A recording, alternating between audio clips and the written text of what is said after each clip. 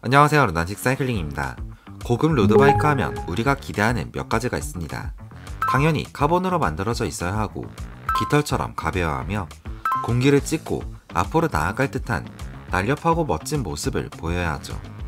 2000년대 초반부터 시작된 카본 바이크의 시대, 2010년대 중반부터 시작된 디스크 브레이크의 시대, 그리고 현재 에어로 성능과 무게, 강성이 있어서 정점에 서 있는 그 브랜드. 오늘의 주인공은 카본 로드바이크의 기준을 세워왔던 캐논데일의 슈퍼식스 에보입니다.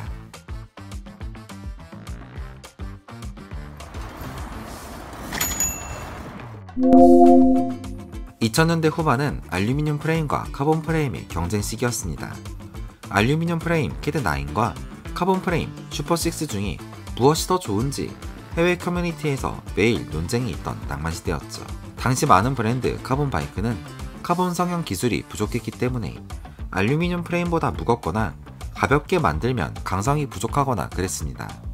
카본은 알루미늄과 달리 낙차하면 그대로 뽀각나서 증발해버리니 그 높은 가격 내고 알루미늄과 성능도 비슷한 프레임을 사야 하는지 논란이 있던 시기였던 것이죠. 하지만 캐논데일은 우리의 이런 카본 바이크에 대한 인식을 깨버렸습니다. 2008년 주기율표 원자번호 6번 탄소에서 이름을 딴 슈퍼6 출시. 기존 카본 합금 프레임인 613에서 완전 풀 카본 프레임으로 멋지게 변신한 로드바이크죠. 고성능 카본 프레임 바이크의 새로운 기준을 제시한 슈퍼6. 이 고성능 바이크는 BB30이라는 대구경 바텀 브라켓을 장착하고 있었고 레이싱과 퍼포먼스를 중시하는 라이더에게 놀라운 강성과 경량성을 동시에 제공했는데요. 거기에 세라믹 베어링을 통한 마찰 감소와 향상된 페달링 효율성까지 슈퍼6가 당시에 제시한 카본 바이크의 기준은 한 차원 높은 것이었습니다.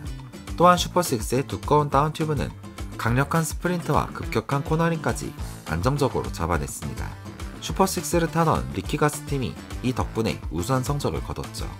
무게 또한 매우 가벼워서 58 사이즈임에도 완차 기준 6.8kg을 너끈히 맞추었고 물론 가격이 당시에도 출시가 $5,500, 하나로 하면 730만원이라는 상당한 가격이었지만 무게도 가볍고 강성까지 뛰어난 풀 카본 바이크 출시에 수많은 라이더가 열광했습니다. 그린 몬스터, 헐크라 불리며 레이스에서 가장 빠른 스프린터를 상징하는 그린 저지가 가장 잘 어울리는 라이더 피터 사간. 피터 사간의 전성기를 함께한 자전거는 바로 새롭게 탄생한 풀카본 로드바이크 캐논데일의 슈퍼6 에보였습니다.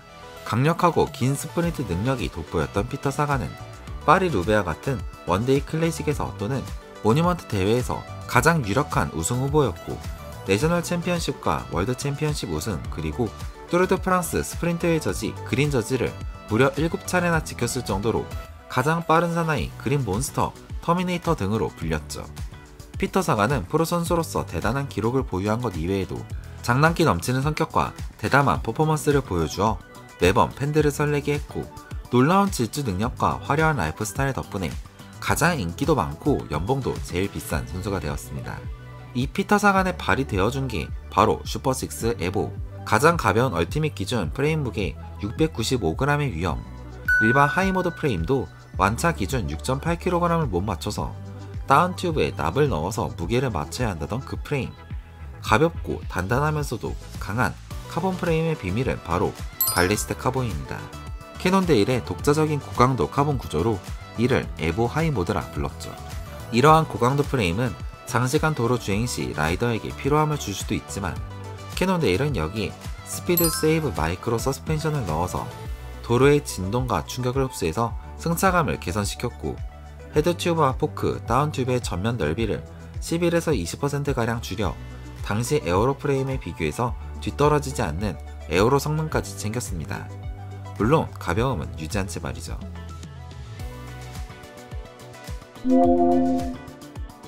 (2016년) 파리 루베에 참가한 무비스타의 프란치스코 벤토소가 왼쪽 무릎에 큰 부상을 입고 낙차하게 됩니다. 흔히 일어나는 부상인 줄 알았지만 UCI는 월드투어 경기에서 디스크 브레이크를 일시적으로 금지시키는데요. 이에 레딧을 비롯한 각종 온라인 포럼에서 격론이 벌어집니다. 돌아가는 디스크 로터에 손을 대고 바나나 오렌지가 잘리는지 보고 온갖 안전 테스트와 논란이 있던 시기였죠. 당시 국내 동호인들 사이에서도 디스크 브레이크에 대한 걱정은 높았습니다. 강력한 디스크 브레이크의 특성상 꽉 잡으면 바퀴가 잠길 정도로 뛰어난 제동력을 보이는데, 이 때문에 팩 앞이나 중간에 디스크가 있으면 사고가 커진다는 것이었죠. 덕분에 팩라이딩 나가면 디스크 라이더들은 뒤쪽에 붙어서 따라가야 했어요. 그리고 2017년이 되어 UCI가 디스크 브레이크 사용을 다시 허용함에 따라 이제 림브레이크 시대가 저물고 디스크 브레이크 시대가 열립니다. 이때 나온 게 바로 캐논데일 슈퍼6 에보 2세대 디스크 모델. 1세대 강성과 무게, 날렵하고 경쾌한 라이딩 감각은 그대로 유지한 채 튜빙의 모양을 에어로하게 변경하여 공기 역학적 성능을 높였고, 인터널 케이블링을 적용하여 에어로 트렌드에 탑승했습니다. 그러면서도 클래식한 느낌은 그대로 가져갔는데요. 길게 쭉 뻗은 탑튜브, 두껍고 단단하게 보이는 다운튜브로 이어지는 앞삼각, 가늘고 길게 쭉 뻗어 이어지는 클래식한 뒷삼각의 아름다운 조화, 거기에 앞에서 보면 헤드튜브부터 전체적으로 에어로한 느낌으로 얇아져서 공기를 가르고 갈 듯한 멋진 모습을 보여줍니다. 그리고 이제 슈퍼6 에버 또한 디스크 브레이크의 시대로 넘어갈 차례. 기본적으로 디스크 브레이크는 비대칭 제동을 어떻게 잡는지가 핵심입니다. 로터는 한쪽에만 달려있고 제동 시 앞포크 한쪽에만 강한 압력이 걸립니다.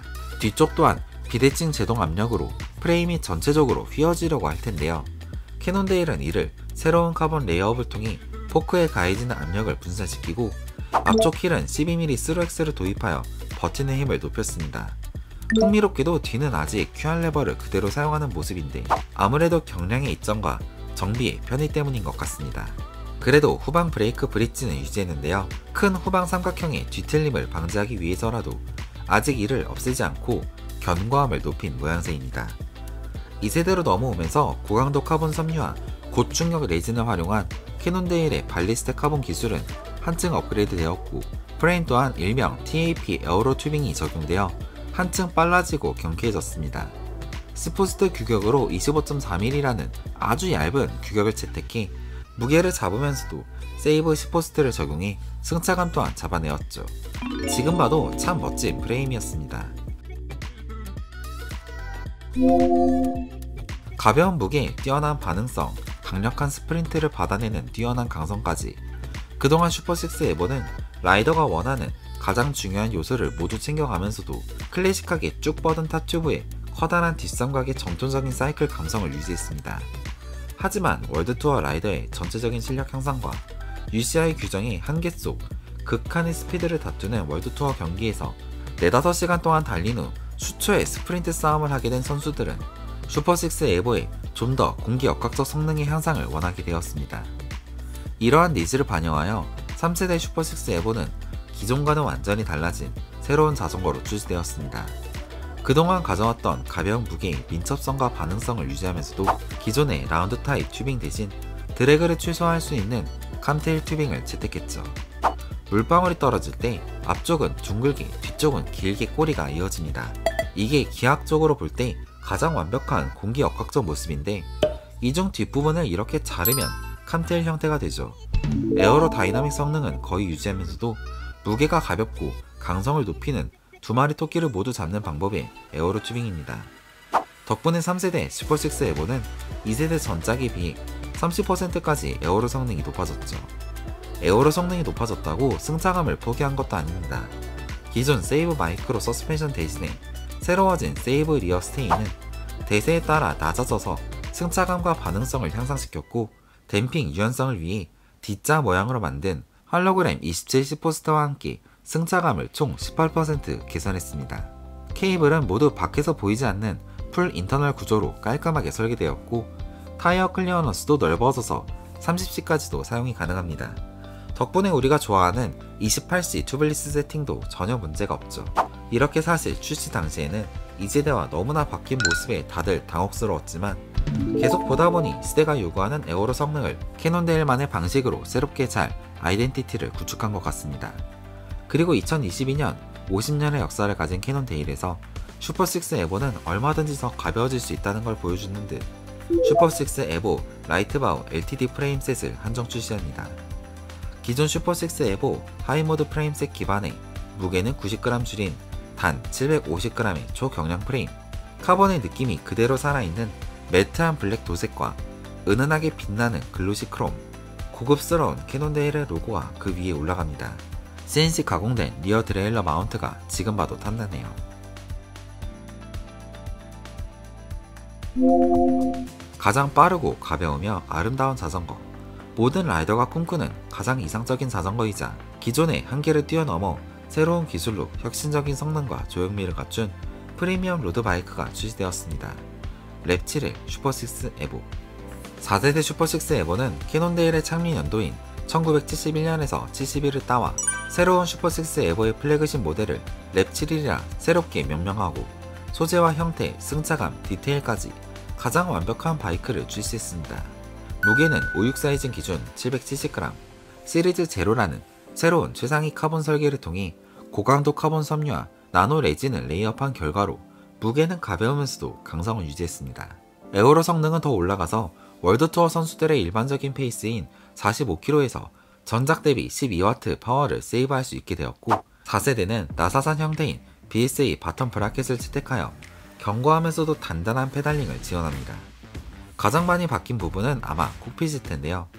완전히 새롭게 디자인된 스티어러 튜브 델타는 핸들바에서 스템을 거쳐 프레임셋으로 들어가는 케이블 통로를 매끄럽게 통합하여 에어로 성능을 높였습니다. 또한 이 덕분에 3세대에서 아쉬웠던 점인 핸들바를 완전히 90도로 돌리지 못하는 것도 이제 4세대에서는 핸들바 조향 각도의 제한이 사라졌죠. 핸들바는 일체형이 채택되어 시스템바 R1을 완성했는데, 고성능 자동차 업계에 관심이 있으신 분들은 다들 아시는 그 디자인팀 모모 디자인에서 파트너십을 맺고 이 핸들바를 디자인했습니다. 덕분에 독특한 카본 문양을 살리면서도 에어로다이나믹한 형태, 아래로 매끄럽게 떨어지는 윙 부분의 디테일까지 스타일과 성능 모두를 만족시키는 모모 디자인 시스템바가 완성되었습니다. 타이어 클리어런스는 더욱 넓어서 30mm의 타이어를 장착하고도 양옆 6mm가 남을 정도이니 원하는 그 어떤 와이드 타이어도 장착이 가능할 것입니다. 25C 클린처 타이어부터 28C, 30C, 튜블리스 타이어까지 클라임 전용 초경량 세팅부터 승차감이 좋은 30C 와이드 세팅까지 모두 가능하죠. 물통 또한 이제 그냥 존재하는 게 아닙니다. 리그립 에어로 케이지와 그리퍼 에어로 바틀의 조합은 슈퍼6 에보 4세대의 공기 역학적 성능을 더욱 끌어올려 실제로 더 빠른 속도로 달릴 수 있게 해줍니다. 이외에도 캐논데일의 스마트 센서와도 호환이 가능한데요. 다운튜브 아래 스마트 센스 플랫폼을 장착하면 하나의 배터리로 전조등, 후방 레이더, LED 디스플레이까지 통합 연동 컨트롤할 수 있는 첨단 장비입니다. 슈퍼6 에보 4세대는 플래그십인 랩7을 고성능 고강도 카본 바이크인 하이모드, 그리고 좀 더 손쉽게 접근이 가능한 일반 슈퍼6 에보로 나뉘고, 여기에 구동기 및 파츠 등급에 따라 슈퍼6 에보 1, 2, 4를 붙입니다. 가장 먼저 기함인 슈퍼6 에보 랩7의 가격은 1650만원, 구동기는 시마노 최상급 라인업인 드라이스 DI2 12단 전자 구동 변속기가 들어갑니다. 가장 가볍고 가장 빠른 변속을 자랑하면서도 시마노 특유의 부드러움 덕분에 모든 라이더가 가장 원하는 변속 시스템이죠. 휠은 이번에 새롭게 나온 할로그램 RSL 50mm 휠셋으로 가볍고 단단하며 튜블리스 세팅이 가능한 휠셋입니다. 안장은 피직 벤토 아르고 00 카본 최상급 안장 구성, 핸들바는 모모 디자인 일체형 핸들바 구성입니다. 차상급인 슈퍼6 에보 하이모드 1, 가격은 소비자가 1320만원입니다. 현재는 15% 할인된 1122만원에 판매되고 있는데요. 구동기는 스램 최상급 라인업인 레드 엑세스 12단 전자구동 변속기가 들어갑니다. 휠은 랩7일과 동일한 최상급 휠인 할로그램 50 RSL 구성이며, 안장은 프롤로고 디멘션 넥 NDR 제품이 장착되네요. 핸들바 또한 모모 디자인 일체형 핸들바 구성으로 결코 기함에 밀리지 않는 최상의 품질과 경험을 제공할 것입니다. 색상은 MRC 컬러와 TRD 컬러 두 가지로 출시됩니다. 슈퍼6 에보 하이모드2의 가격은 998만원, 구동기는 시마노에서 나오는 울테그라 DI2 12단 구성입니다. 고강도 경량 카본 프레임인 하이모드 프레임에 휠은 기함과 동일한 할로그램 50 RSL 제품이 장착되지만, 아쉽게도 핸들바는 모모 핸들바가 아닌 일반 스템 분리형 비전 트라이맥스 카본 에어로 핸들바가 장착됩니다. 안장은 프롤로고 디멘션, 색상은 SMB 컬러와 BBQ 컬러로 출시됩니다. 슈퍼6 에보 1은 세렌포스 XS 12단 변속 시스템을 달고 소비자가 870만원, 프레임은 일반 4세대 슈퍼6 에보 4세대 카본 프레임이며 휠은 한 단계 낮은 할로그램 50RS 제품 구성입니다. 핸들바는 비전 트라이맥스 카본 에어로 제품 장착, 타이어 또한 빅토리아 루미노 프로 제품이 들어가네요. 슈퍼6 에보2는 시마노 울테그라 DI2 12단 변속 시스템이 들어갑니다. 가격은 750만원, 휠은 할로그램 45R 제품으로 변경되며 안장은 프롤로거 디멘션 STN NDR 제품입니다. 색상은 로우 컬러와 DTE 컬러 두 가지로 출시되네요. 마지막으로 슈퍼6 에보4는 400만원 이하의 가성비 좋은 제품으로 가격은 소비자가 390만원, 구동계는 시마노 105 12단 기계식 변속 시스템이 들어갑니다. 휠은 DT 스위스 R460 휠셋 장착, 타이어는 빅토리아 자피로, 핸들바는 비전 트라이맥스 컴팩트 구성입니다. 색상은 SMC, ORG 두 가지 컬러로 출시됩니다. 20년의 세월 동안 카본 바이크의 정점에 서 있으면서도 타 브랜드가 쫓아오지 못하는 가벼운 무게, 단단한 강성, 그러면서도 못지않은 에어로 성능과 감성까지 갖춘 슈퍼6 에보. 이제는 새로운 프리미엄 라인업인 랩 7를 제시하는 것으로 카본 로드바이크의 리더가 갖추어야 할 소양이 무엇인지 알려주는 것 같습니다. 정말 오랜 시간 많은 라이더에게 사랑받고 있는 슈퍼6 에보. 오늘 영상이 수많은 슈퍼6 에보의 오너들에게 멋진 선물이 되었길 바랍니다. 굿모닝 라이셋, 란사크닝이었습니다. 감사합니다.